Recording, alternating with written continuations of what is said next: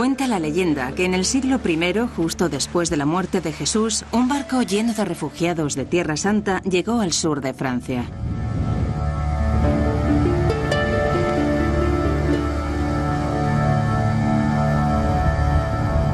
Al parecer, en dicho grupo se encontraban algunos de los seguidores más cercanos de Jesús: Lázaro, a quien Jesús resucitó de entre los muertos, y la prostituta arrepentida María Magdalena.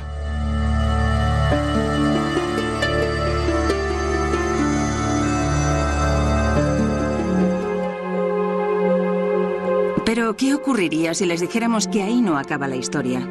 ¿Qué ocurriría si les dijéramos que hay quien piensa que María Magdalena no era una prostituta arrepentida, sino la mujer de Jesús y la madre de su hijo? Que hay una línea de sangre que sobrevivió.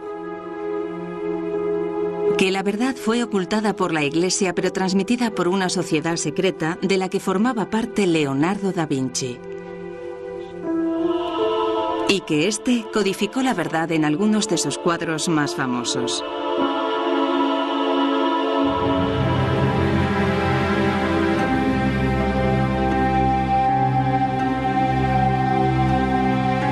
Comprendiendo el Código da Vinci, la historia completa. Estas extraordinarias afirmaciones aparecen en un libro de gran éxito de ventas titulado El Código da Vinci. Una novela de misterio que comienza con un asesinato en el Louvre, el famoso museo francés. Desde su presentación, el libro ha capturado la imaginación de millones de personas por todo el mundo y también ha hecho ganar mucho dinero. En el Louvre, algunos operadores turísticos con iniciativa ofrecen hasta 7 visitas guiadas en torno a Da Vinci. Cuando estamos ante la Virgen de las Rocas de Da Vinci, no paran de hacernos preguntas sobre los códigos secretos del cuadro. Utilizamos el libro para acercar su arte al gran público. Llevamos a los turistas a los escenarios donde se desarrolla la trama, como por ejemplo, al lugar donde asesinan al conservador del museo. En la novela aparece un cadáver cerca de la Gioconda de Da Vinci y junto a él un desconcertante mensaje cifrado. Un mensaje que se aclarará a lo largo de la historia. Hay una persecución por las calles de París y a medida que se desarrolla la trama, una serie de misteriosas pistas revelarán un sorprendente secreto histórico: la verdadera identidad de María Magdalena. Aunque no aparece en el libro, ella es la verdadera protagonista de la novela. Y eso ha despertado un enorme interés, sobre todo entre nuestras visitantes femeninas, que quieren saber quién fue María Magdalena en realidad y cómo ha sido comprendida a lo largo de la historia.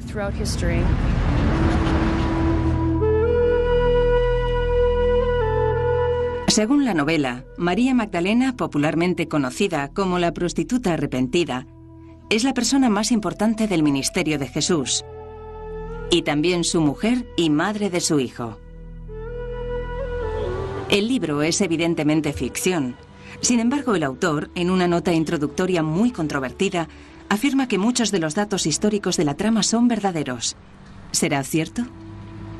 Se han escrito muchos libros en torno a esta teoría. Lo más interesante es que se trata de libros de historia que las librerías no consiguen vender.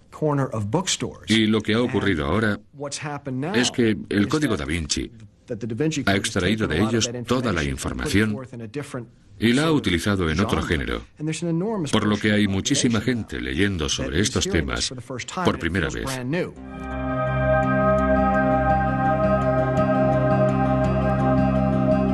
Los críticos dicen que las afirmaciones históricas hechas por el autor son desde cuestionables a descabelladas.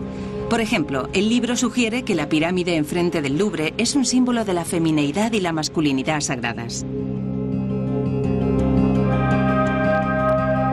Asimismo, sostiene que la verdadera identidad de María Magdalena ha sido ocultada a propósito, que en una conocida capilla de Escocia se pueden encontrar más pistas que demuestran esta teoría, que el secreto fue ocultado y transmitido por un pequeño grupo que incluía a los descendientes de Jesús y María Magdalena.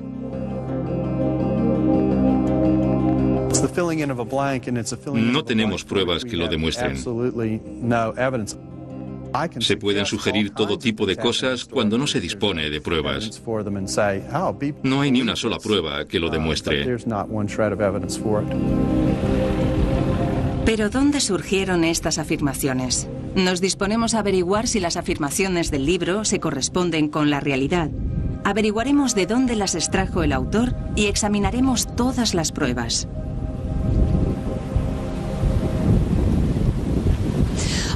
Nuestra investigación nos ha llevado al sur de Francia, a Inglaterra, a Italia, a Jerusalén y a Escocia. Hemos descubierto que no todas las afirmaciones del libro son verdaderas y que algunas de esas afirmaciones ya se habían hecho con anterioridad. Pero hay algunas verdades sorprendentes detrás de la historia de Jesús, de María Magdalena y de Leonardo da Vinci.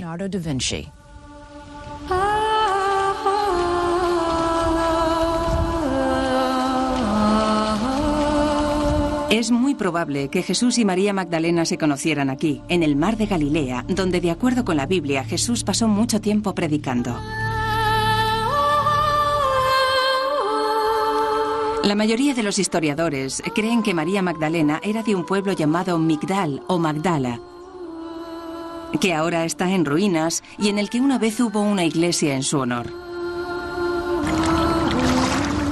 El lugar está bastante desolado. No hay nada que indique que estuviera casada con Jesús ni que llevara su línea de sangre, como afirma el escritor del Código da Vinci.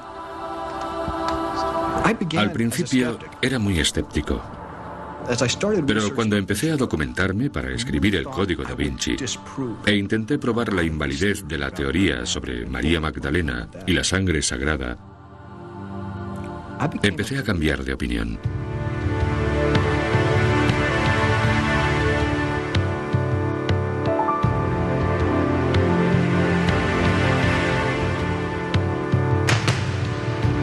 Durante siglos, María Magdalena ha sido representada como una prostituta. Su pelo largo se convirtió en una marca simbolizando la vanidad que, según la leyenda, fue la causa de todos sus problemas.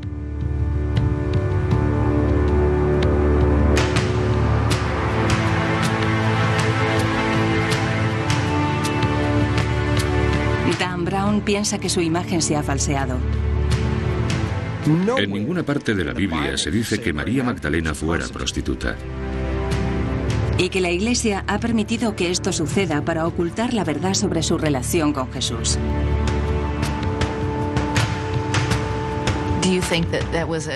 ¿Cree que de alguna manera intentaron marginarla y ponerla en entredicho? Creo que sí. Creo que dejaron de lado su relación con Jesús y la representaron como una mujer perdida. Sí, como una mujer perdida, y poder así explicar su presencia. Según su teoría, Jesús no estuvo enamorado de ella, solo intentó ayudarla. Dan Brown es novelista y no especialista en la materia. Sin embargo, puede que su teoría de que María Magdalena no era prostituta es correcta. La creencia más generalizada hoy en día es que María Magdalena era prostituta. Correcto. Pero esa creencia es falsa.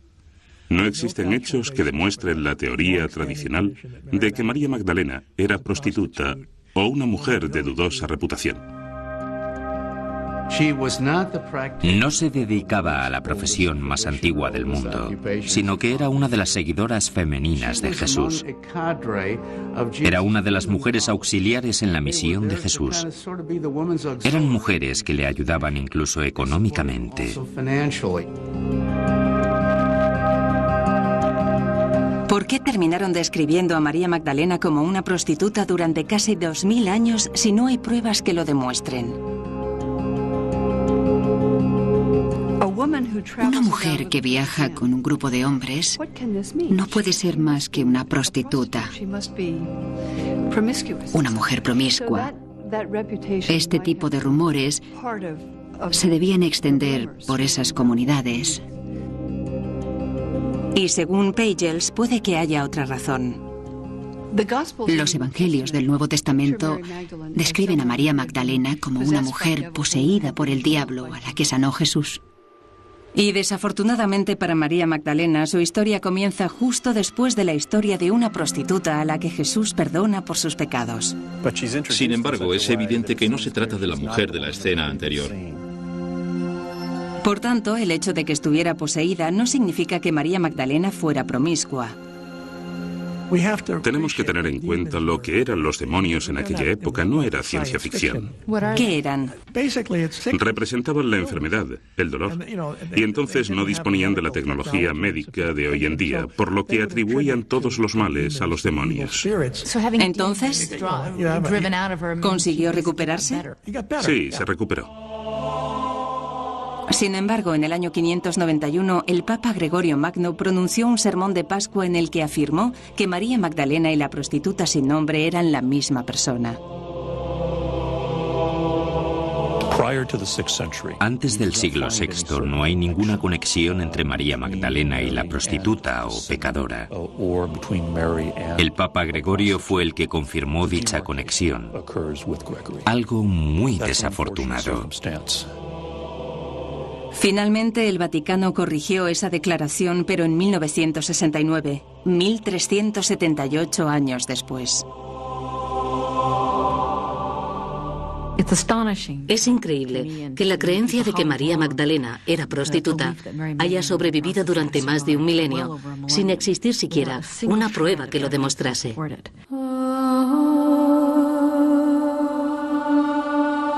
Según los expertos con los que hablamos, lo peor de todo es que con ello se ha eclipsado información relevante de la Biblia sobre María Magdalena. María Magdalena es una de las santas más importantes de la historia de la Iglesia.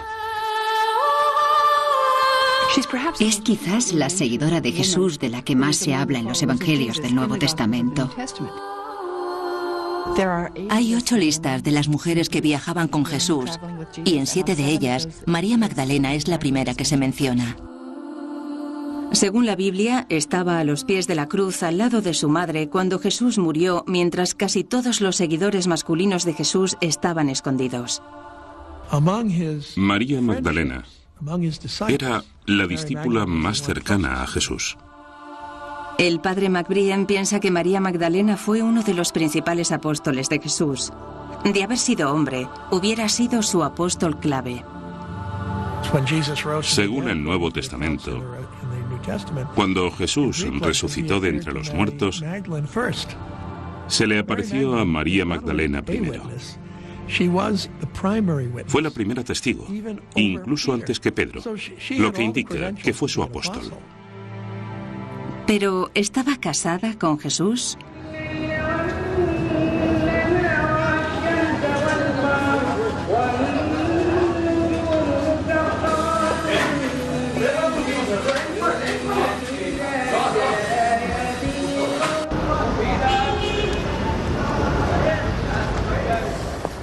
Hemos venido a Jerusalén para investigar las afirmaciones que aparecen en el bestseller El Código da Vinci. Según el libro, hay leyendas e historias de hace siglos que dicen que Jesús y María Magdalena eran marido y mujer y que incluso tuvieron un hijo. No es un tema fácil de abordar, entre otras cosas, porque hay muy poca información sobre lo que ocurrió aquí en el siglo I. Y hay interpretaciones muy diversas de los expertos en el tema. Sin embargo, nos hemos propuesto descubrir realmente lo que la Biblia cristiana cuenta sobre Jesús y María Magdalena.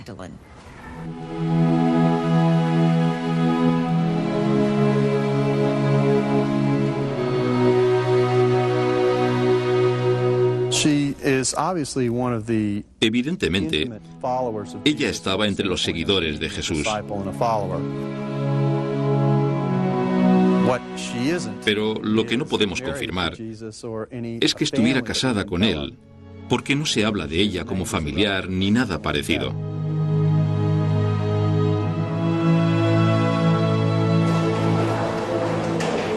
Preguntamos a los obispos de la Conferencia Católica Estadounidense sobre el matrimonio de Jesús. Nos dijeron que no había doctrina oficial al respecto, pero que la opinión de la Iglesia es que no estaba casado porque no lo dicen los Evangelios. Es cierto que la Biblia no afirma que Jesús estuviera casado, pero tampoco afirma que estuviera soltero. Preguntamos a todo tipo de historiadores y obtuvimos todo tipo de respuestas. Jesús no estaba casado, a pesar de que en los últimos 40 años se hayan escrito tantos libros intentando casarlo. Es como una madre ansiosa por casar a su hijo. Creo que es perfectamente posible que Jesús estuviera casado. Era una práctica normal para los hombres judíos. Y también hubiera sido normal no mencionar que tenía mujer. Hubiera sido poco común para un rabino no estar casado, pero por las pruebas que tenemos, me inclino a pensar que era soltero.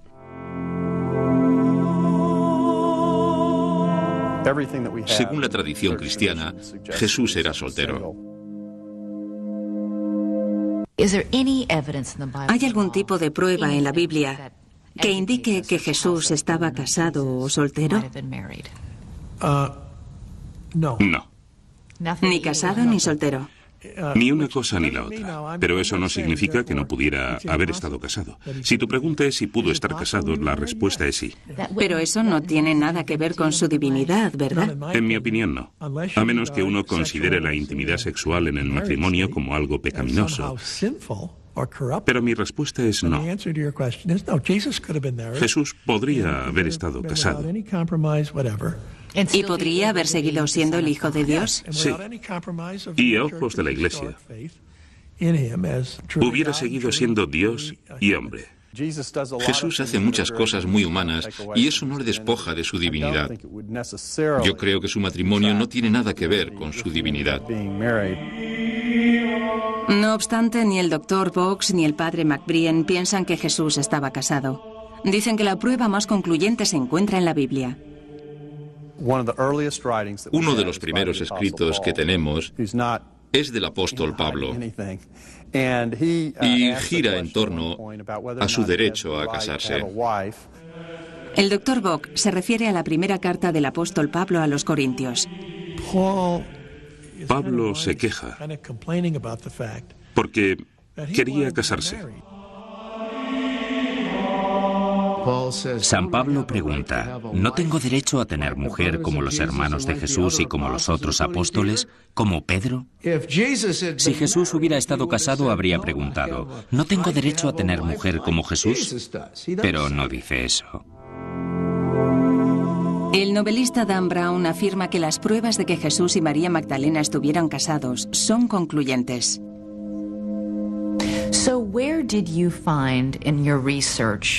¿Qué le hace pensar que estuvieron casados?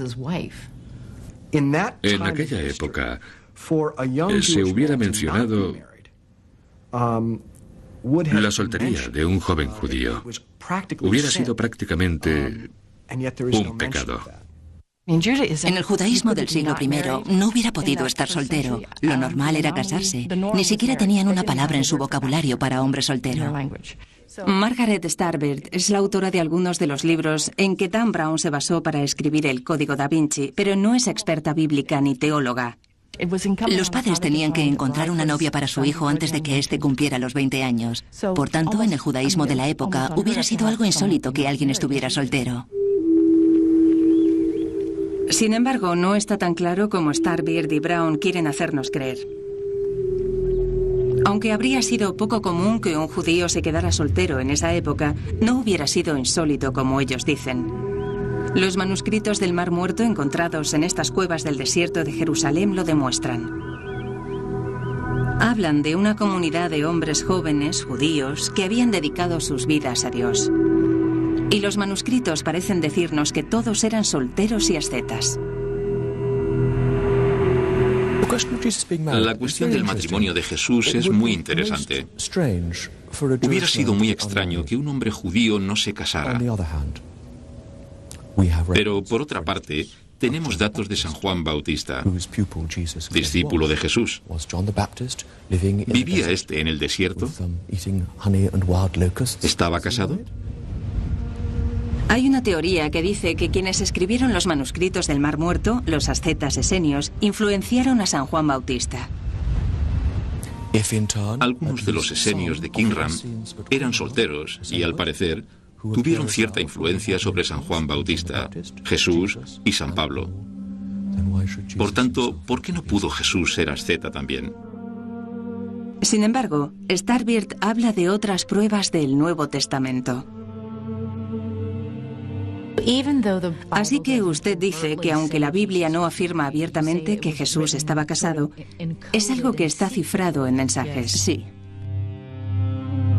Según Starbird, hay que saber dónde encontrar estos mensajes. En primer lugar, en la historia del Evangelio sobre una mujer llamada María que unge los pies de Jesús con aceite y los seca con su pelo. Starbird sostiene que el ungimiento es idéntico a otros rituales antiguos de la región. Es un ritual propio del matrimonio. El ungimiento del rey era un rito nupcial. La recién casada tenía que ungir al marido y después iba con su marido a la cámara nupcial. Por tanto, este antiguo rito litúrgico del que habla el Evangelio se celebra de la misma manera en toda la zona del este. Pero la Biblia no dice que la mujer que unge a Jesús es María Magdalena. Habla de María de Betania. Betania sería su lugar de nacimiento y que actualmente es Al-Azaria, a las afueras de Jerusalén, bastante lejos de Magdala y del mar de Galilea. Según Starbird, María de Betania es María Magdalena. Sostiene que el nombre de Magdalena no se refiere a su lugar de nacimiento, sino que es una especie de título. ¿Usted cree que María de Betania es María Magdalena? La llamaban María la Magdalena. ¿Y sabe por qué la llamaban la Magdalena? Bueno, para empezar, Magdala significa torre y también lugar alto, elevado.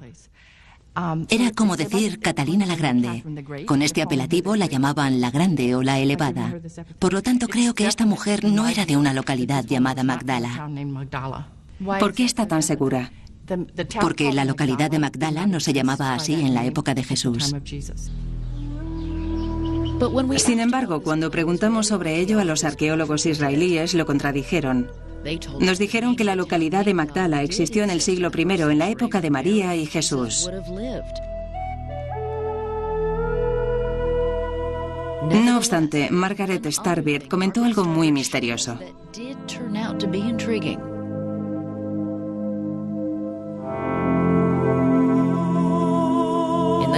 En el Evangelio según San Juan, María Magdalena llora sola cerca de su tumba cuando es sorprendida por alguien que resulta ser Jesús resucitado. Ella lo llamó y él le dijo: «No me toques». Según parece, porque todavía se encontraba en un estado entre la vida y la muerte. María Magdalena quería abrazarle y él le dijo: «No me toques, todavía no he ascendido al reino de los cielos». Es decir, había entrado en una nueva forma de existencia. Esta escena ha sido representada una y otra vez por artistas occidentales bajo el título de Nole mi tangere, que significa no me toques. Pero las versiones más antiguas de los evangelios escritos en griego dicen algo diferente. En la versión griega dice no te aferres a mí, un verbo que denota mucha más intimidad, es decir, ella le está abrazando y él le está diciendo no te aferres a mí. Y ese tipo de abrazo hubiera sido poco común de no tratarse de un matrimonio, ¿verdad? Sí, porque existían muchos tabúes sobre las mujeres que tocaban a hombres que no eran sus maridos. Por eso fue un escándalo. Pero Darrell Bock afirma que eso no indica que Jesús y María Magdalena estuvieran casados. Simplemente representa su devoción hacia él, sin importarle lo que la gente pudiera pensar de ella. La mayoría de expertos con los que hablamos están de acuerdo con Darrell Bock. Pero hay quien piensa que la escena del jardín sugiere una relación íntima entre María Magdalena y Jesús. No era devoción. Quería abrazarle. Y no hay nada malo en ello. De hecho, si alguien encontrara pruebas concluyentes de que Jesús estaba casado, se demostraría que su mujer hubiera sido María Magdalena. ¿Está seguro? Sí.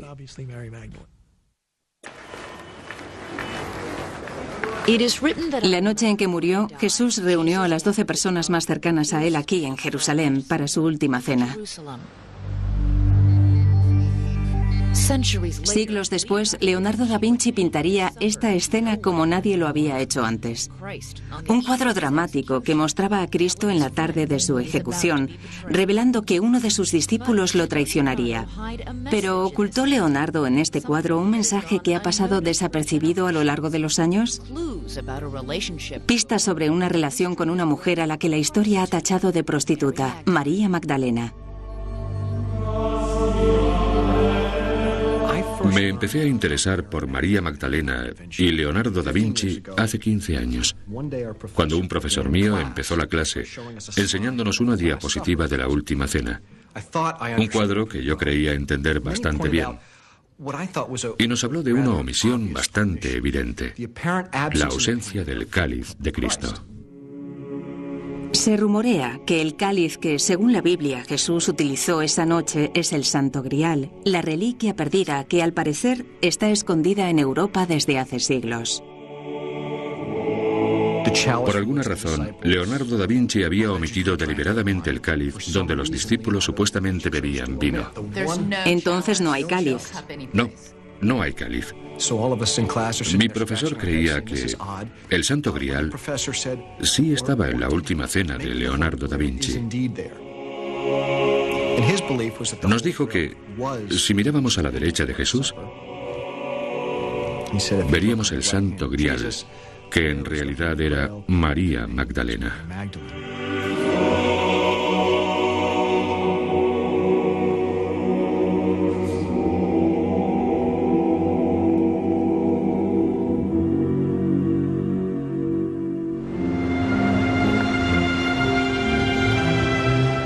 Da Vinci vivió en Florencia en el siglo XV, una ciudad de controvertidos genios, Botticelli, Miguel Ángel y Da Vinci, que era conocido por la sutileza de su pintura y por sus ideas poco convencionales. Era bastante excéntrico. Le encantaba pasearse con ropa de terciopelo, abrigos de terciopelo, algo muy poco común en esa época. No pasaba desapercibido por las calles, ¿verdad? No, por supuesto que no. Su aspecto era algo extravagante, pero también imponía respeto, porque era un gran intelectual, muy culto. ¿Qué clase de persona era? ¿Cómo era su personalidad? Es difícil de decir, pero llevaba una vida muy recluida. Era un intelectual muy comprometido, pero desafortunadamente no sabemos demasiado sobre su vida porque en su época no se escribió mucho sobre él.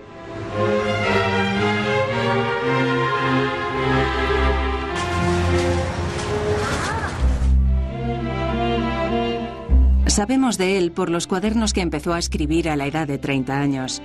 Existen miles de páginas cubiertas con sus escritos, planos, observaciones, descripciones y cálculos. Los historiadores sostienen que estos cuadernos no dicen nada sobre María Magdalena, pero sí dicen que Da Vinci tenía todo tipo de creencias poco comunes para su tiempo.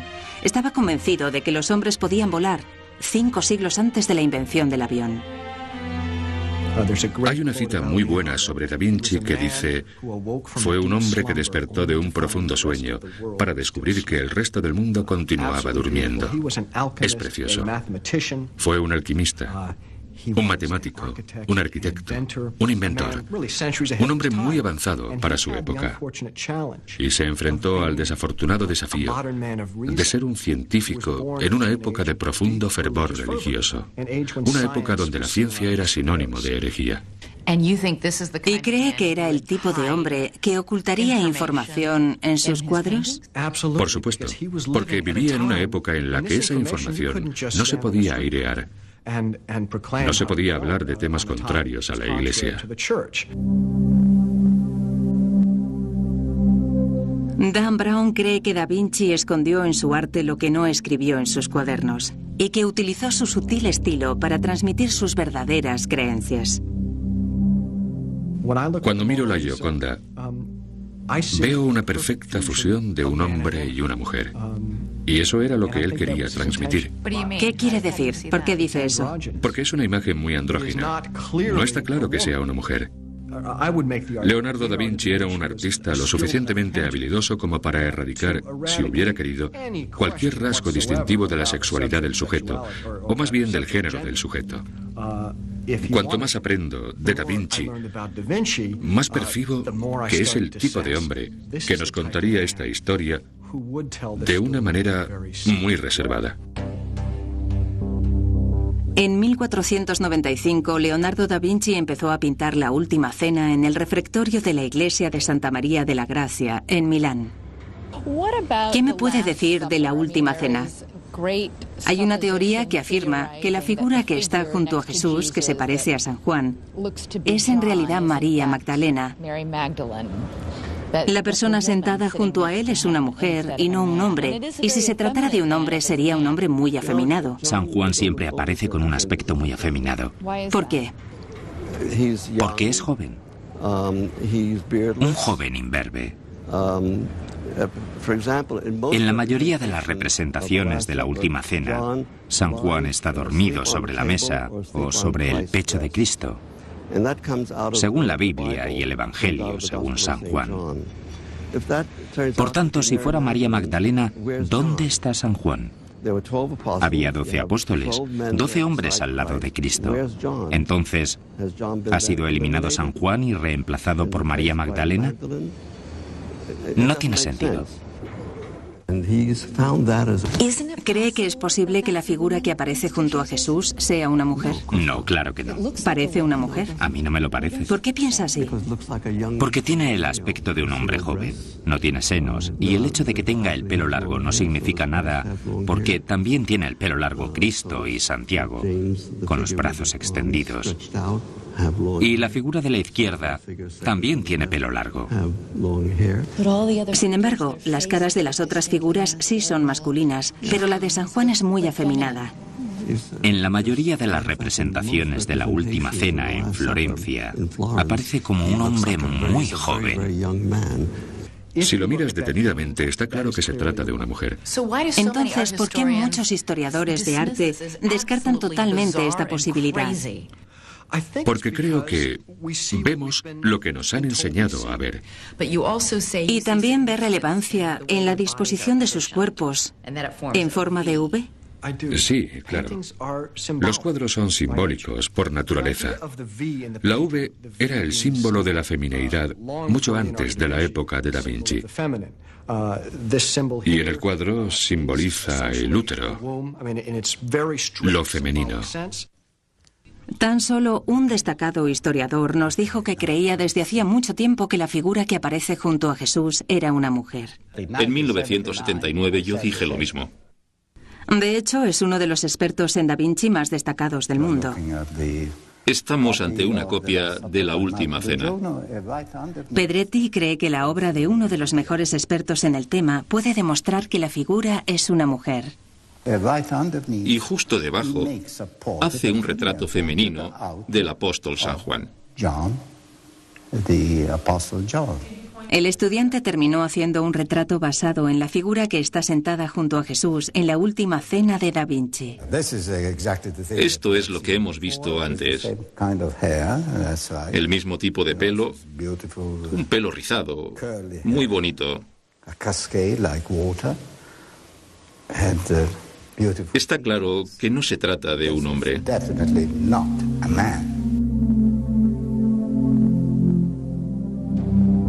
No se trata de un cuadro cualquiera. Se trata de la Última Cena.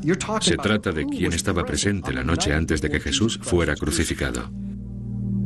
El hecho de que alguien tan culto y avanzado como Leonardo da Vinci, por alguna razón, pusiera a María Magdalena en el centro de este momento tan importante de la historia, significa que fuera una ironía o que supiera cosas que nadie sabía.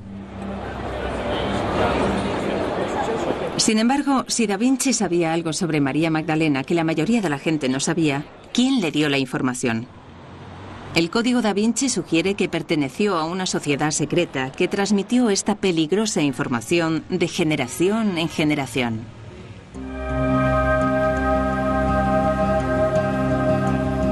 A principios de los años 60 se descubrieron una serie de documentos en las estanterías de la Biblioteca Nacional Francesa, conocidos como los expedientes secretos o les dossiers secrets. Y no se sabe cómo llegaron hasta allí. Los documentos se refieren en muchas ocasiones al priorato de Sion y a una serie de grandes maestres de dicho priorato a lo largo de los siglos. Entre ellos se encontraban algunos de los artistas y pensadores más famosos de Occidente: Isaac Newton, Botticelli y también Leonardo da Vinci.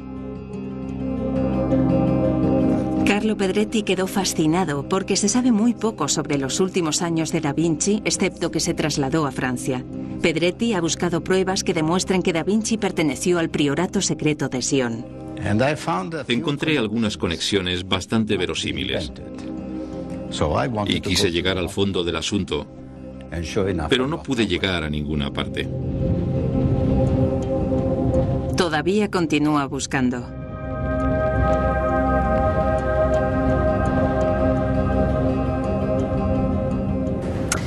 Si da Vinci formó parte de una sociedad secreta que tenía información sobre María Magdalena y Jesús, ¿qué tipo de sociedad era y dónde consiguió la información? Puede que la respuesta esté en las leyendas que circulan por el sur de Francia.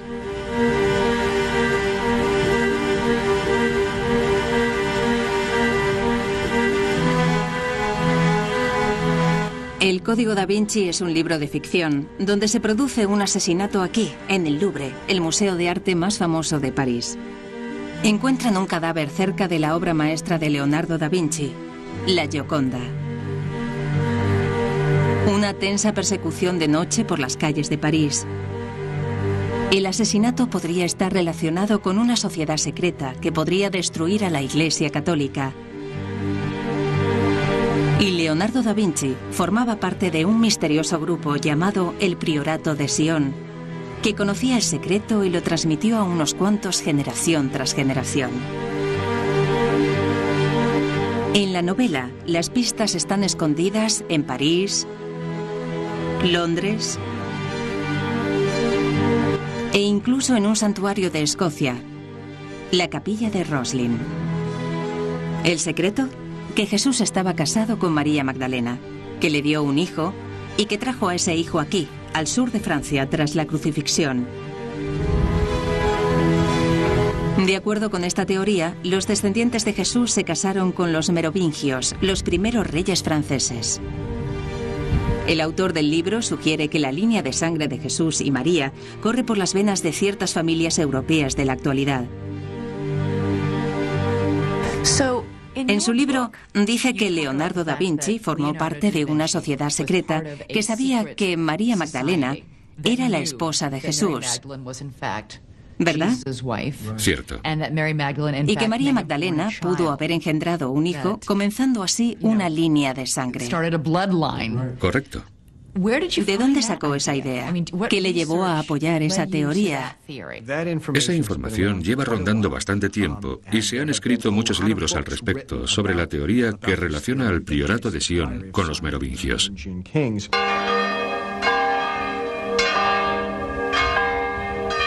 Decidimos examinar las fuentes y los libros de los que Brown nos había hablado y descubrimos que no hay pruebas de ningún hijo o de ninguna línea de sangre por ninguna parte. Pero sí existen leyendas que confirman algunas ideas encontradas en la novela de Brown, que dicen que María Magdalena huyó a Jerusalén tras la crucifixión de Jesús y terminó en Provenza, al sur de Francia.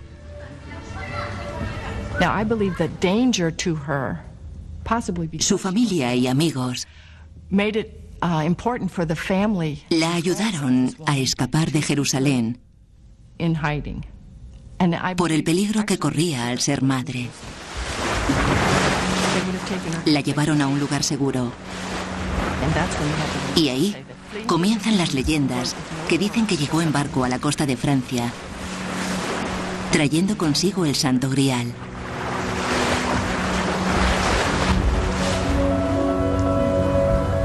Margaret Starbeard ha escrito varios libros en torno a la leyenda que dice que María Magdalena, Lázaro, su hermana Marta y dos primos de la Virgen desembarcaron cerca de esta localidad que hoy se llama Les Saintes Maries de la Mer, o las Santas Marías del Mar en su honor.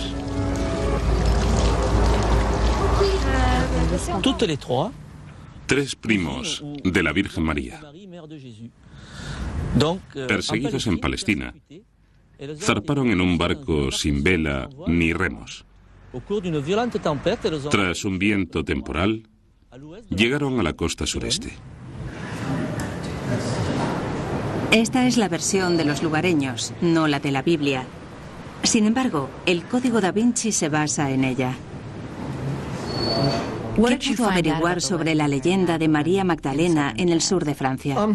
En realidad, esa es la parte más sólida de la novela. Todo el mundo te cuenta la misma historia, que es que María Magdalena viaja al sur de Francia con su hija Sara, a la que cría allí.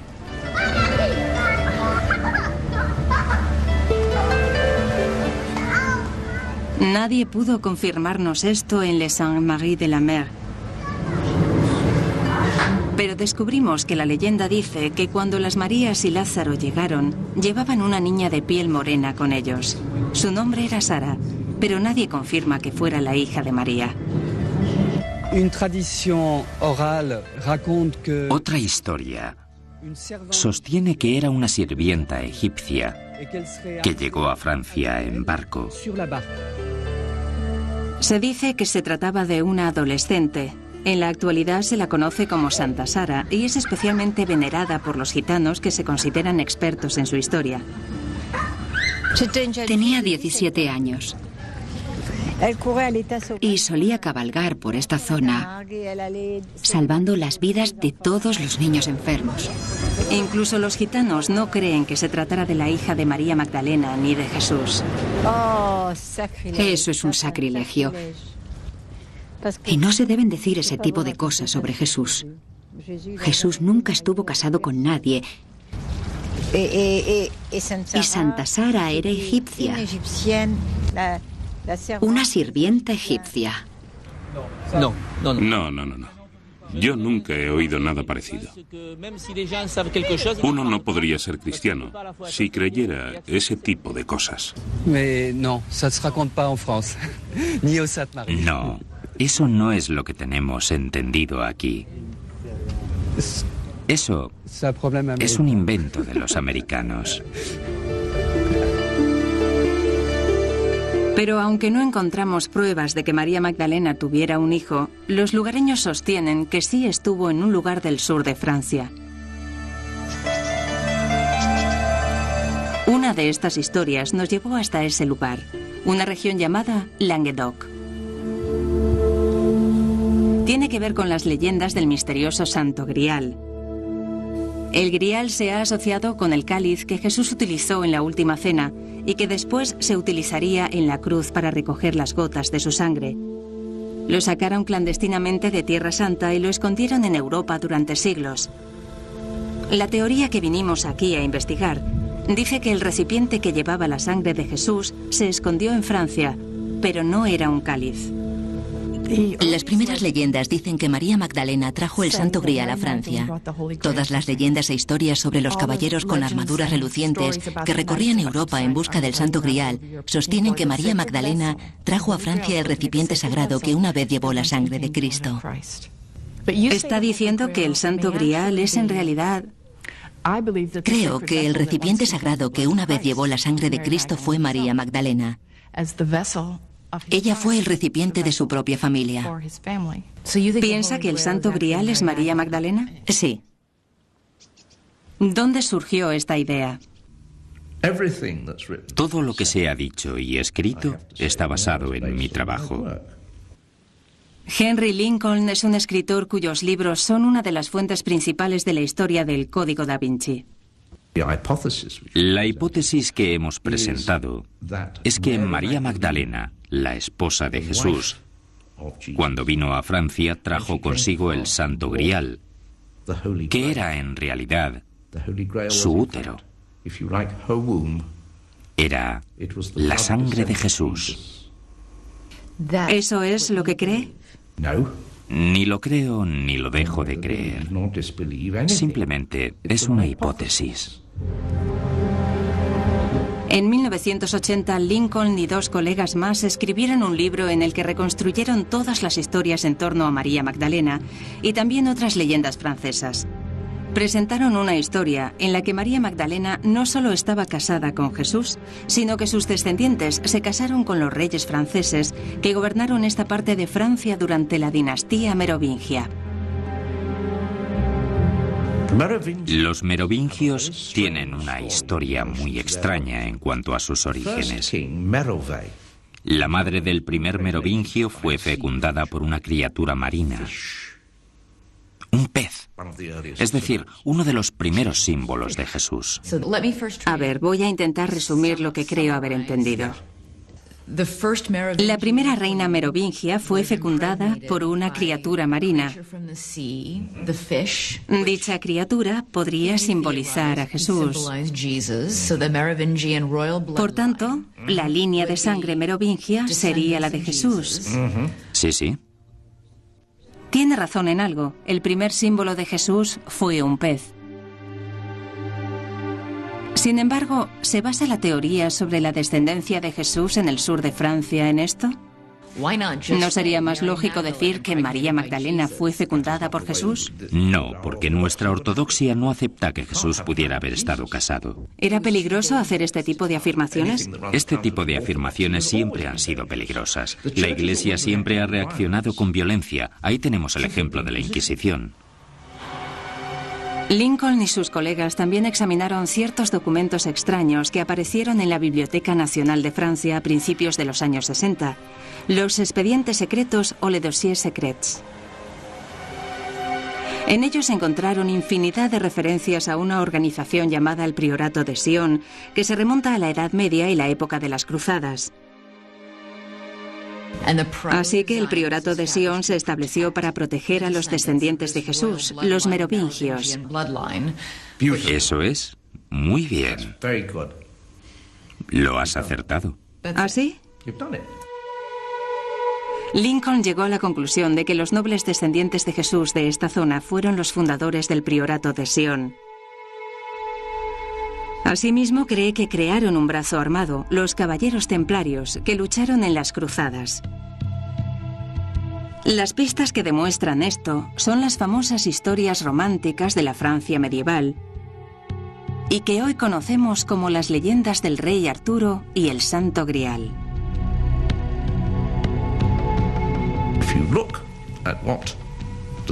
Los Caballeros Templarios son descritos como los guardianes del Santo Grial. Y además, son también los protectores de la familia real.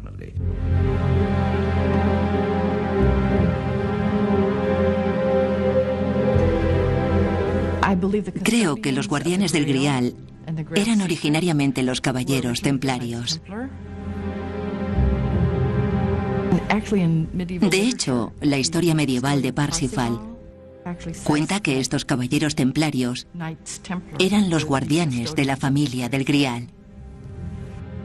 Pero no dice quién era la familia del Grial.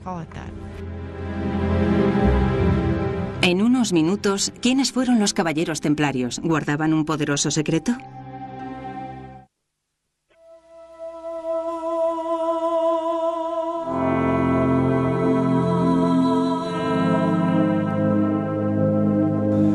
Por supuesto que creo que María Magdalena fue una figura mucho más importante de lo que nos han hecho creer. Y el Santo Grial es una metáfora de ella misma. En primer lugar, porque hasta ahora no se podía hablar de estos temas abiertamente. Era muy arriesgado. Y por eso se tenían que utilizar metáforas. Dan Brown es el autor del libro de gran éxito de ventas El Código Da Vinci, basado parcialmente en otro libro de investigación que salió al mercado a principios de los años 80 y que se titulaba Holy Blood, Holy Grail. Fue un libro muy controvertido porque, entre otras cosas, especulaba con que Jesús y María Magdalena estaban casados, tenían un hijo Y con el secreto de la descendencia de Jesús protegido durante siglos por una sociedad secreta cuyo brazo militar eran los Caballeros Templarios.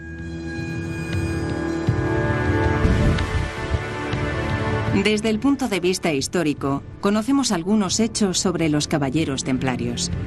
Para empezar, fueron una verdadera orden de caballeros durante las cruzadas.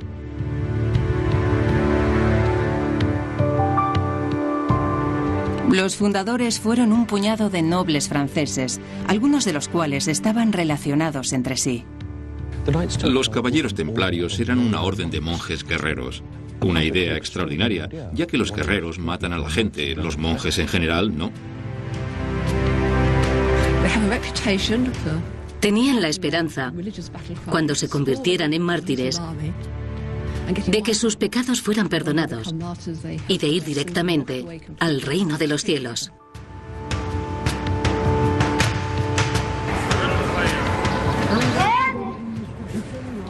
A principios del siglo XII, los caballeros templarios llegaron a Jerusalén.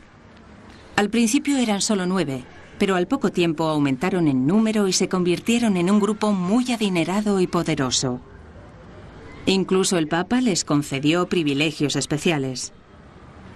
Se alojaron alrededor y debajo del cuartel general cristiano, construido en un lugar que fue un templo judío siglos antes, en tiempos de Jesús.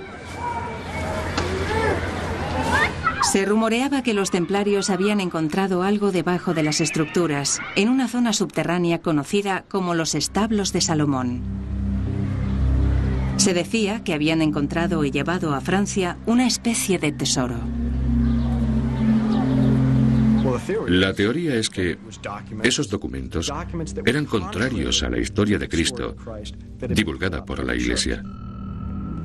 Los caballeros templarios se extendieron durante 200 años hasta que fueron acusados por el rey Felipe de Francia de herejía. Fueron torturados y ejecutados por la policía del Vaticano. La Inquisición.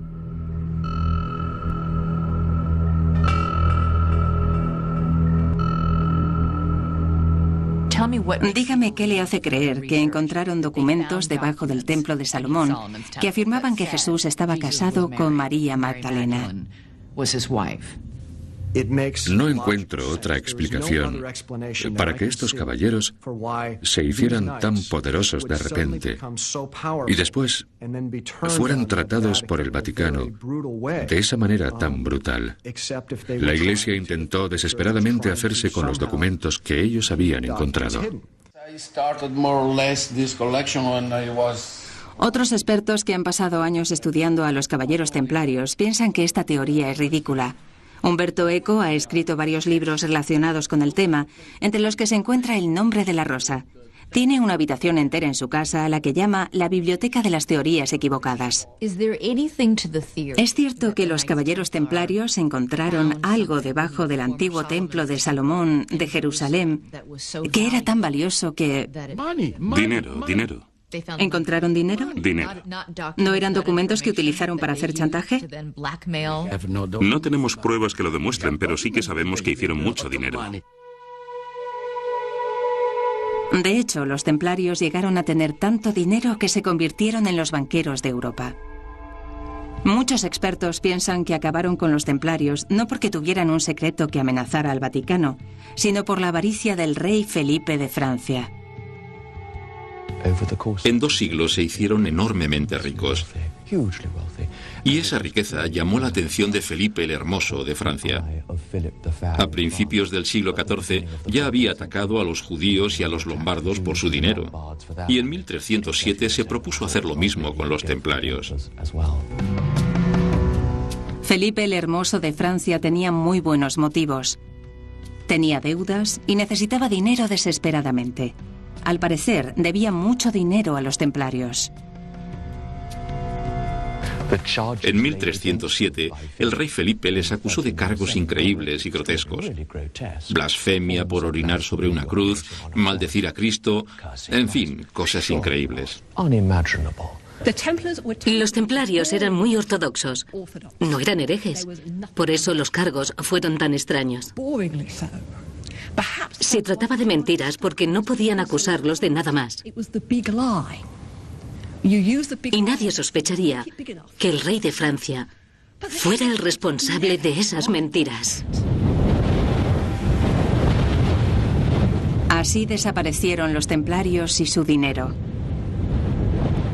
Ha habido siempre mucha especulación sobre si encontraron ese tesoro en Jerusalén y sobre si lo escondieron en alguna parte antes de su desaparición. Lo que sí sabemos con seguridad es que libraron su última batalla aquí, en las colinas y valles de Languedoc, al norte de España. Hay quien dice que esta zona guarda muchos secretos. Margaret Starbird cree que esos secretos están relacionados con María Magdalena. Muchas iglesias, fuentes, etc., llevan su nombre. Y es incluso la patrona de las viñas de esta parte del sur de Francia. En su opinión, hay pruebas concluyentes en las filigranas de algunos manuscritos de la Edad Media. El león de Judá. El león de Judá es... El rabo es muy raro. Es el símbolo merovingio. Según Starbird, es el símbolo de la línea de sangre de los reyes merovingios. ¿Qué quiere decir exactamente? Bien, esta es una filigrana del siglo XV. Y el león de Judá era uno de los títulos de Cristo. De hecho, el Apocalipsis lo menciona. Tiene una corona merovingia en el rabo. Por tanto, es una filigrana herética. ¿Por qué herética? Porque la Iglesia niega que Cristo estuviera casado y que esta línea de sangre exista. Es cierto que el sur de Francia era un hervidero de movimientos heréticos a principios de la Edad Media. Grupos como los templarios eran perseguidos y asesinados por tener diferentes opiniones a la Iglesia Católica Romana. Se ha sugerido que en el caso de los templarios fue porque guardaban un peligroso secreto. Las ruinas del castillo de Montségur, en el sur de Francia, son un recordatorio de esos grupos, los cátaros, cuyo nombre significa puro en griego. Se fundamentaban en revelaciones personales y no en instrucciones transmitidas por las autoridades religiosas de la época. Considerados herejes por la Iglesia Católica, la única información que queda sobre ellos es la de los archivos de la Inquisición. En 1244, en la masacre de Montségur, quemaron vivos a más de 200 herejes tras el asedio. A principios del siglo XIII, se libraron infinidad de batallas en el sur de Francia.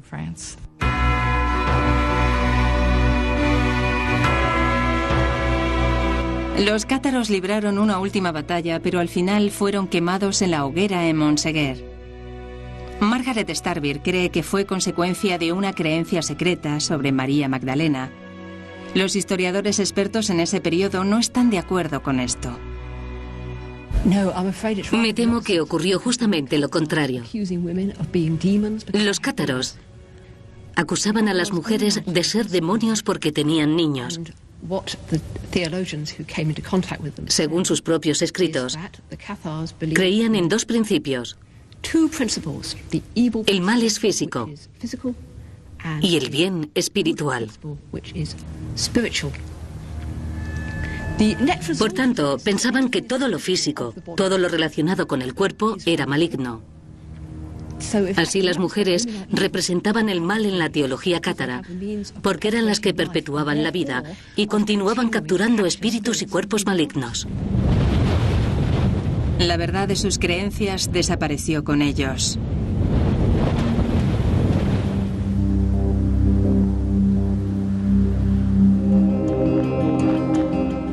Hemos hablado con algunos de los autores de los libros en los que se basó el Código da Vinci. Y comprendimos que había desarrollado una teoría basada en información incompleta sobre lo que verdaderamente ocurrió en la Edad Media, sobre los templarios y su tesoro, la herejía de los cátaros, etc. Según esta teoría, la Iglesia creía que estas personas compartían un secreto que transmitían a través de sus historias, y por eso los perseguían. Bueno, la Inquisición se creó en parte para terminar con estas personas. Recuerden que se trata de una teoría apoyada por solo unas cuantas personas más, aparte de Margaret Starbeer. A los seres humanos les gustan las leyendas. Y generalmente la gente quiere saber más cosas y entonces se empiezan a exagerar con el tiempo. Y la realidad se va pareciendo cada vez menos a la leyenda. Y llega un momento en que no se sabe cuál es la realidad y cuál es la leyenda.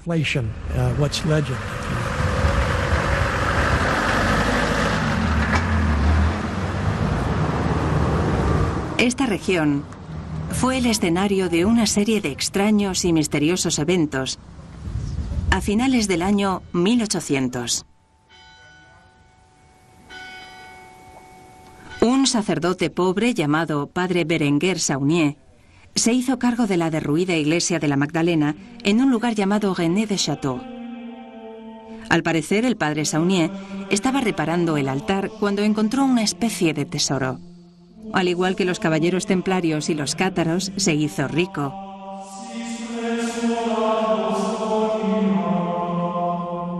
Reconstruyó la iglesia y la decoró con extraños ornamentos.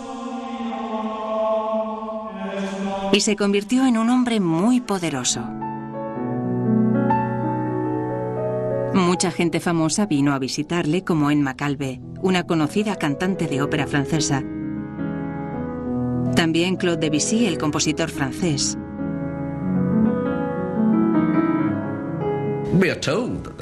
Dicen que vinieron aquí. Aparte, la famosa cantante de ópera y el compositor Claude Debussy, también vino el archiduque de Habsburg. Sí, de repente comenzó a moverse en círculos muy selectos. Al parecer, el Padre Saunier amplió su casa y contrató a una ama de llaves. Ella se trasladó a su casa cuando tan solo tenía 18 años y cuidó de él el resto de su vida. Era muy joven y muy hermosa. Y cuando un obispo local intentó trasladar al Padre Saunier a otra parroquia, las autoridades del Vaticano intervinieron de forma misteriosa para protegerle. Yo los conocía, pero no sé qué ocurrió exactamente. ¿Dijo alguna vez el Padre Saunier de dónde sacaba el dinero? No, nunca nos lo dijo. No era tan tonto.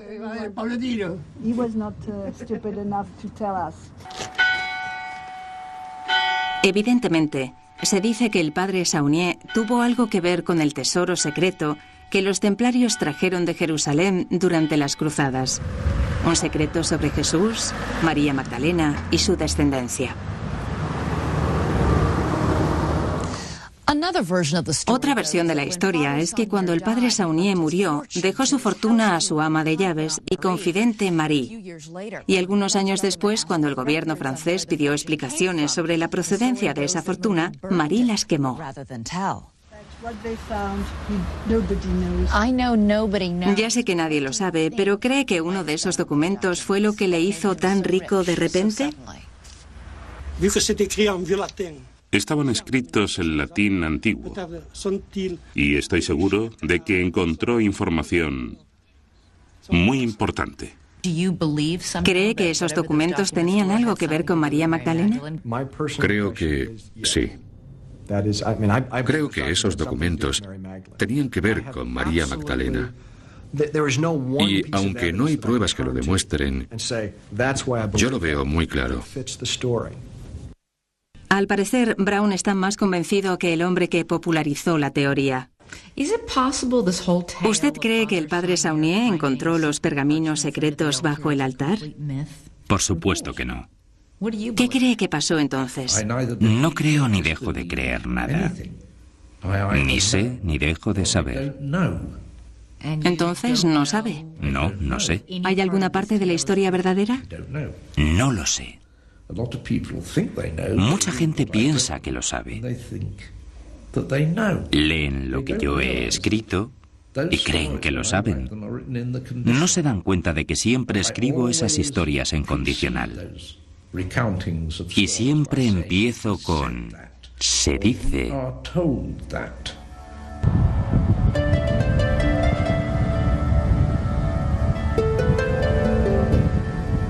En unos minutos le revelaremos si Jesús y María Magdalena tuvieron un hijo y si la línea de sangre sobrevivió.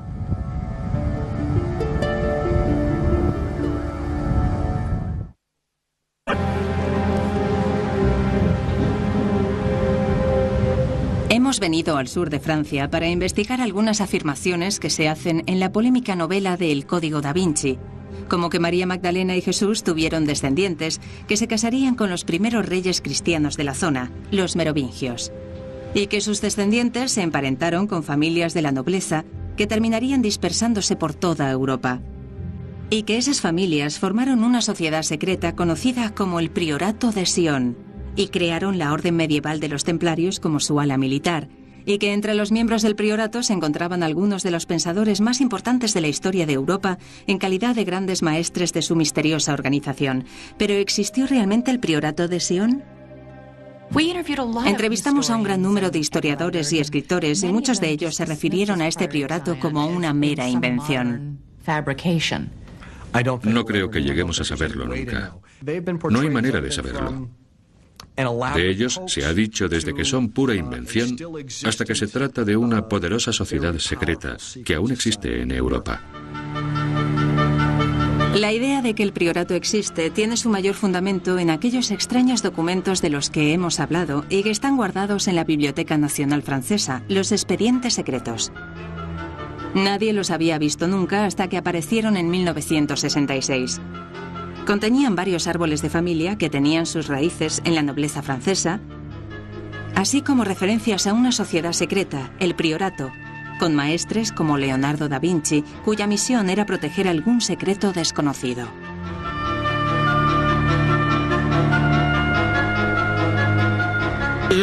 Hay muchas historias sobre Leonardo da Vinci. Durante siglos se ha teorizado tanto sobre la sonrisa de la Gioconda que sacarle ahora una conexión con un priorato de Sion no molesta a nadie. Sin embargo, las primeras noticias sobre el priorato de Sion aparecieron 3 siglos después de la muerte de Da Vinci. ¿Entonces no cree que el priorato de Sion existiera en la época de Leonardo? No, no lo creo. Muchos expertos niegan la existencia de un priorato de Sion y el secreto de una línea de sangre sagrada. ¿Se da cuenta de que el Código da Vinci Sí. lanza la teoría de que Leonardo da Vinci fue uno de los guardianes del secreto, de que María Magdalena estuvo casada con Jesús y secretamente incluyó pequeñas pistas o historias en sus obras de arte más famosas? Bueno, yo no sé lo que pensó o dejó de pensar, porque no hay pruebas que lo demuestren. No hay nada que sugiera que tuviese conocimiento alguno del priorato de Sion o de la relación entre Cristo y la Magdalena, ni de que transmitiese estos conocimientos en forma de códigos en sus pinturas.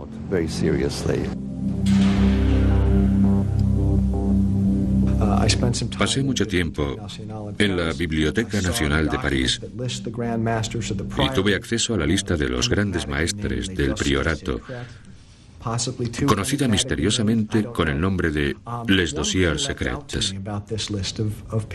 Lo que me llamó la atención de esta lista de mujeres y hombres era que todos los pensadores que incluía eran personas muy adelantadas a su tiempo. Personas que pensaban de manera muy diferente y que de alguna manera rechazaban las normas de su época. Si esta teoría fuera cierta, ¿dónde se encuentran ahora los descendientes de Jesús y María Magdalena? ¿Qué ha sido del Santo Grial? En el Código da Vinci, el novelista se centra en una familia cuyo nombre también se menciona en los expedientes, la familia Sinclair. Tras una ardua investigación, conseguimos localizar a 2 nobles escoceses residentes en Londres que afirmaban pertenecer a una rama de la familia Sinclair, los Sinclair. ¿Cuál fue su reacción cuando empezaron a considerarle uno de los descendientes de Jesús y María Magdalena? Pues no me afectó de ninguna manera. ¿No se siente...? La verdad es que no me he preocupado en buscar ningún halo de segunda mano, si es lo que insinúa.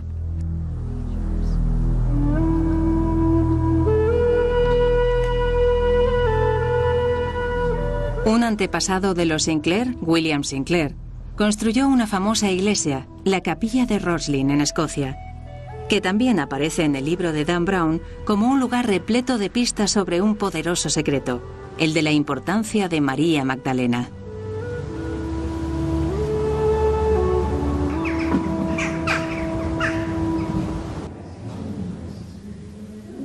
Nadie puede afirmar que Roslin sea un lugar místico o que el Santo Grial esté o haya estado alguna vez allí.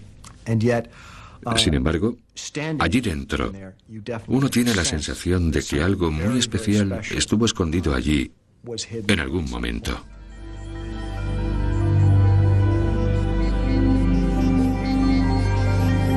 A menudo se hace referencia a Roslin como la capilla del Grial que aparece en las leyendas del rey Arturo. Es una capilla repleta de motivos arquitectónicos con forma de cáliz.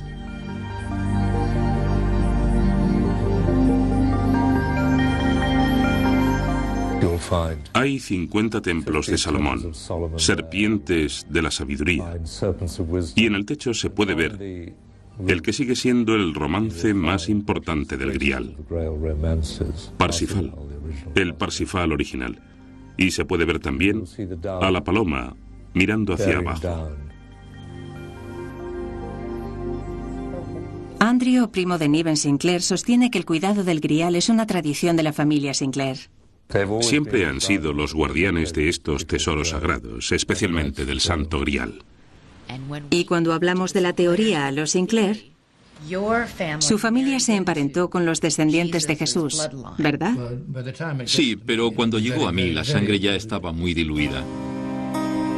Niven Sinclair cree que en la capilla de su antepasado se pueden encontrar pistas sobre una relación especial entre Jesús y María Magdalena, sobre la importancia de esta en la Iglesia y su significado sagrado. Usted ha dicho que en la capilla de Roslin está representada María Magdalena. Sí. ¿Cómo está representada? Aparece representada en el techo, donde está la estrella de 5 puntas de Venus, que enfatiza de nuevo el lado femenino. Entonces, ¿hay una representación de María Magdalena o se trata solo de una estrella de 5 puntas?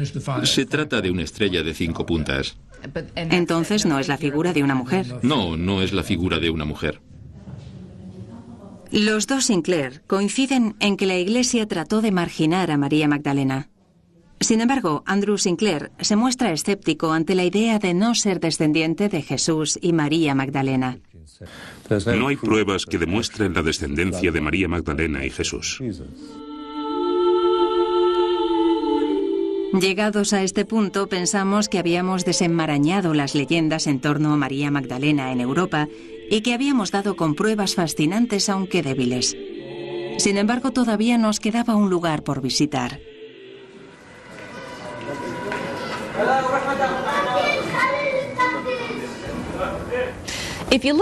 En la Biblia existen muchas lagunas en las historias sobre la vida de Jesús. La Iglesia eligió 4 evangelios que cuentan su historia en el Nuevo Testamento. Pero hubo otros evangelios, otras historias escritas sobre su vida. La Iglesia ordenó destruir esos evangelios. Todos menos una copia que permaneció escondida en Egipto hasta hace unos 50 años.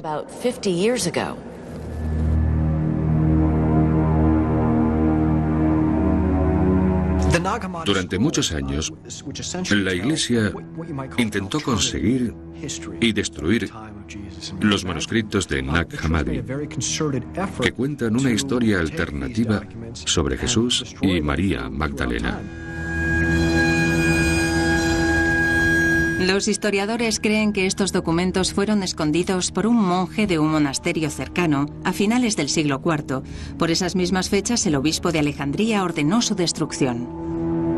Los historiadores creen que si la Iglesia se esforzó tanto por destruir esa información, es porque se trataría de algo verdaderamente explosivo.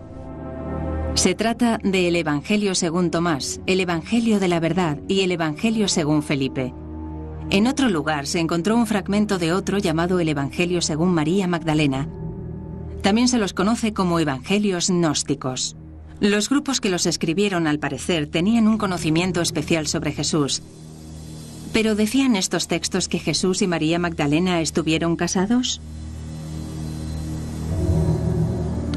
Hay un pasaje en el que se deja claro que María Magdalena es la favorita de Jesús y que a menudo la besaba en la boca. Pero estos manuscritos están muy estropeados.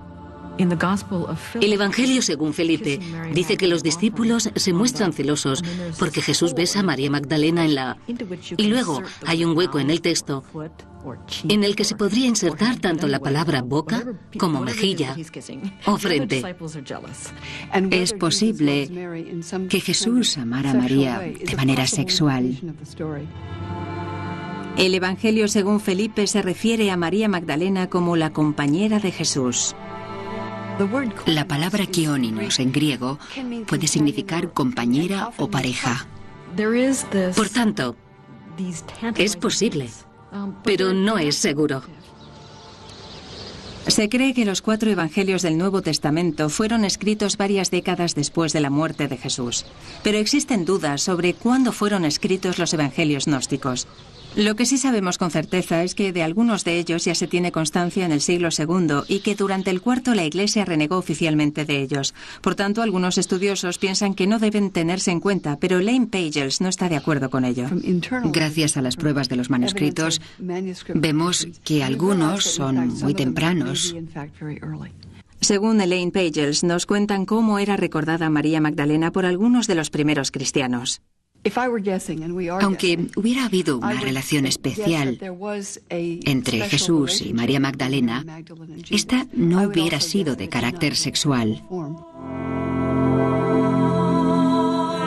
Pagels cree que el lenguaje sobre los besos es simbólico, pero también que hay pruebas que demuestran que María Magdalena era recordada como una figura poderosa. En el Evangelio según María Magdalena, los seguidores más cercanos de Jesús, Pedro, Andrés y María, están sentados juntos después de la crucifixión, hablando.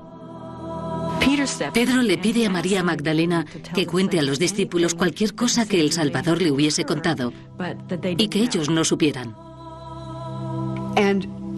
Y para disgusto de Pedro, María responde: os contaré no solo lo que no sabéis, sino también lo que no os dijo.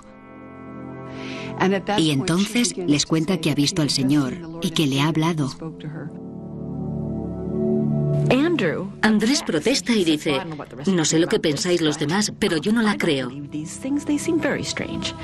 Y Pedro interviene y dice: bueno, seguro que Jesús no amó a una mujer más que a nosotros.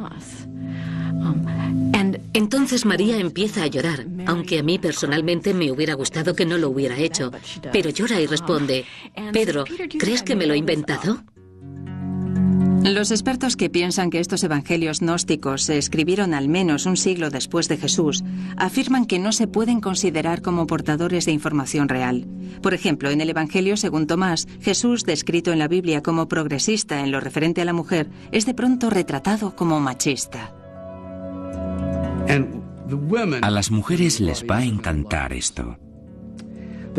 Los discípulos llevan a María Magdalena ante Jesús y le dicen: Señor, tenemos un problema.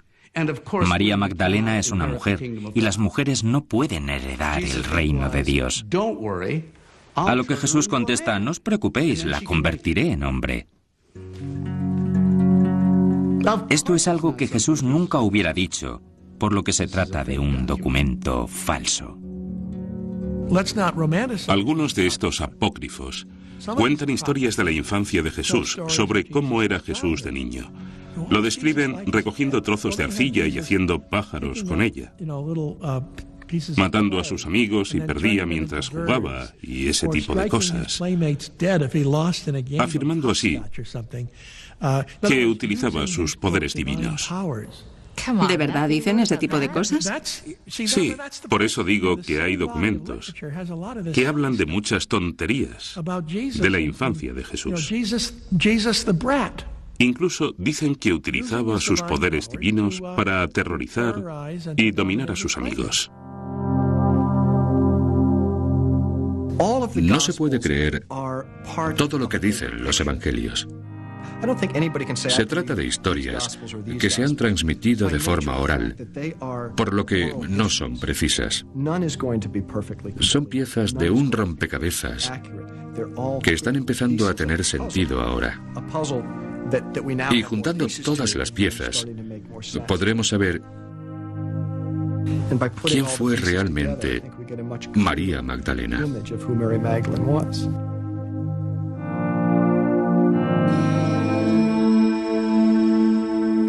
En el Código da Vinci, María Magdalena es mucho más importante para Jesús de lo que nunca nos hubiéramos podido imaginar.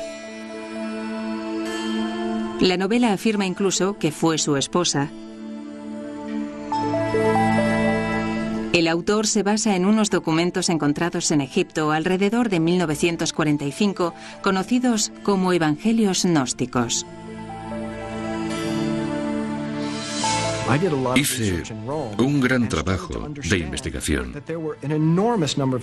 y me di cuenta de que muchos historiadores pensaban que había más información. Otras historias de Cristo y de su relación con María Magdalena. Pero la historia de la Biblia es una historia parcial, censurada. Y los evangelios gnósticos contendrían las partes que faltan. Como hemos dicho, creemos que Brown está en lo cierto al afirmar que la Iglesia censuró algunos escritos. Destacados expertos afirman que en los primeros siglos del cristianismo había muchos grupos que se autoproclamaban cristianos, pero con puntos de vista radicalmente diferentes. Sabemos que en las primeras comunidades se escribieron muchos más que 4 evangelios. Se dice que la Iglesia prohibió los llamados evangelios o escritos religiosos de los grupos que no se adherían a lo que ellos consideraban doctrina ortodoxa. 350 años después de la muerte de Jesús, convertirse en cristiano, sin contar con las doctrinas de la Iglesia y el credo, podía verse como un crimen. Al igual que hoy, durante los primeros siglos del cristianismo, la religión y la política estaban íntimamente ligadas, y los que ostentaban el poder se valían de ello para imponer lo que creían era la voluntad de Dios. Libros como el Evangelio según María Magdalena y el Evangelio según Tomás y según Felipe fueron quemados y destruidos. Ninguno de los expertos que entrevistamos cree que la Iglesia censuró estos evangelios por contener el secreto del matrimonio de Jesús. La verdad es mucho más complicada. Se trata de un debate de doctrina teológica. Los líderes de la Iglesia censuraron deliberadamente ese material y han seguido censurando otras informaciones que, según ellos, no conviene difundir. Los gnósticos perdieron la batalla del cristianismo. Con los nuevos textos egipcios encontrados, hemos podido comprobar la diversidad del antiguo cristianismo.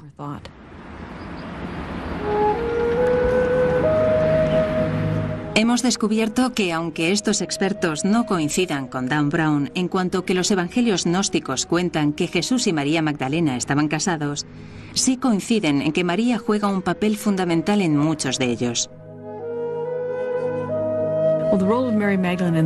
El papel de María Magdalena en el Evangelio según María es mucho más destacado que en los Evangelios del Nuevo Testamento. La tradición de una relación especial entre Jesús y María Magdalena es muy antigua. Algo que demuestran los nuevos textos egipcios descubiertos, que se refieren a ella como la mujer más amada por Jesús, la discípula más amada. También hay otras pruebas que demuestran que durante los primeros siglos después de Cristo, María Magdalena era tratada con gran respeto por algunos grandes líderes cristianos.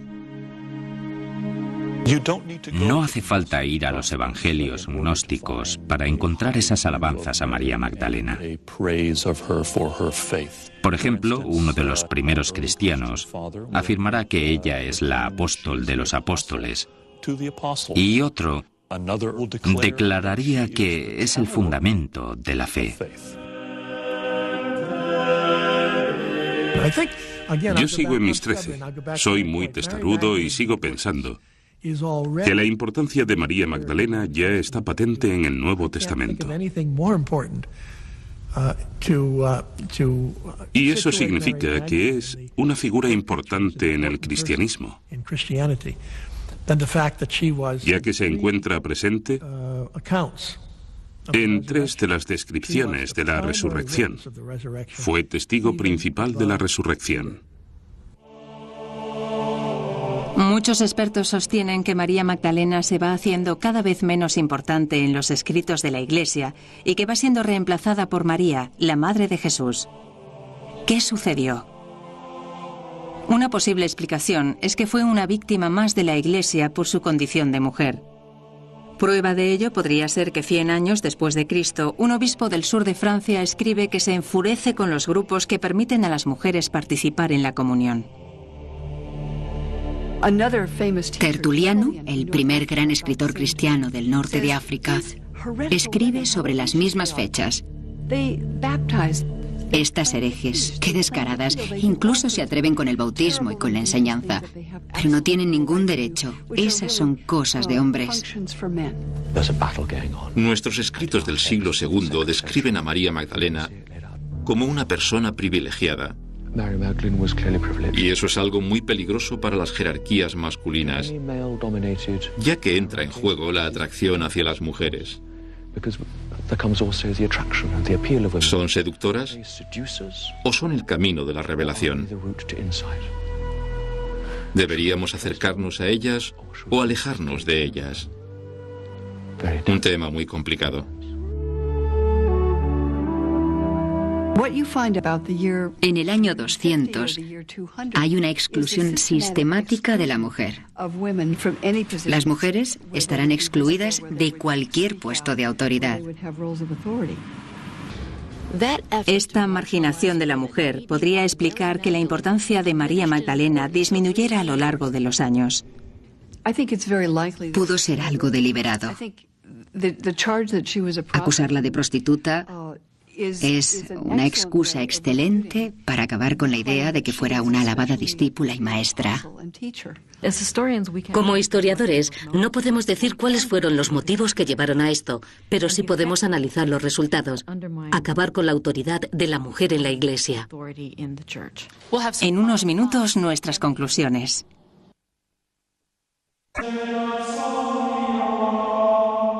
Los libros de historia han sido escritos por los ganadores, las sociedades o individuos que han conseguido sobrevivir o conquistar. En todos los cuadros y vidrieras aparece Jesús con su túnica blanca, su pelo largo, su barba y rodeado por 12 hombres. Así es como vemos a Jesús. Nuestra imagen de él hubiera sido muy diferente si apareciera con esposa e hijos. ¿Pero por qué? Esta cuestión está relacionada con la opinión que tiene la Iglesia sobre la sexualidad.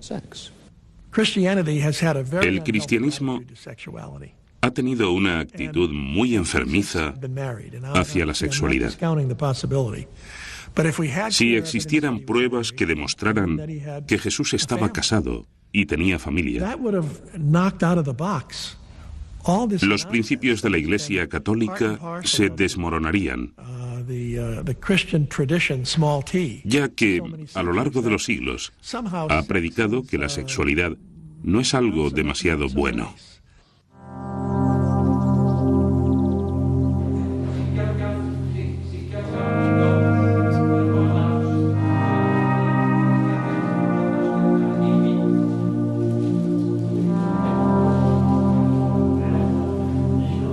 El Código da Vinci ha desatado la imaginación de muchos lectores. Es una novela que afirma que Jesús y María Magdalena estuvieron casados, que tuvieron un hijo, que una destacada sociedad secreta guardó esa información a lo largo de los siglos,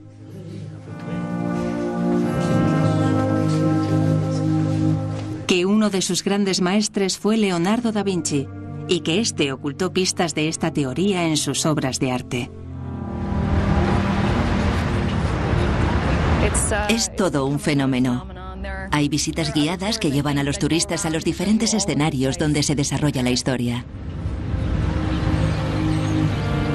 Haciendo uso de la literatura, el autor del Código da Vinci indaga en ciertos temas religiosos bastante espectaculares. El éxito del libro se basa en un desequilibrio de géneros.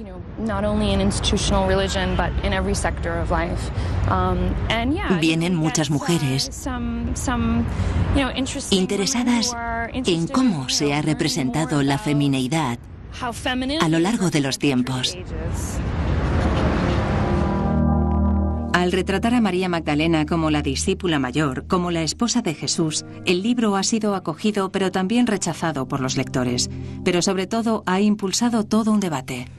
La única fuerza en el mundo que puede poner a prueba la fe es la apatía, que la gente pierda el interés. Y no se trata de una teoría alternativa. Estemos o no de acuerdo, es bueno que estemos debatiendo estos temas. Y también bueno para la religión.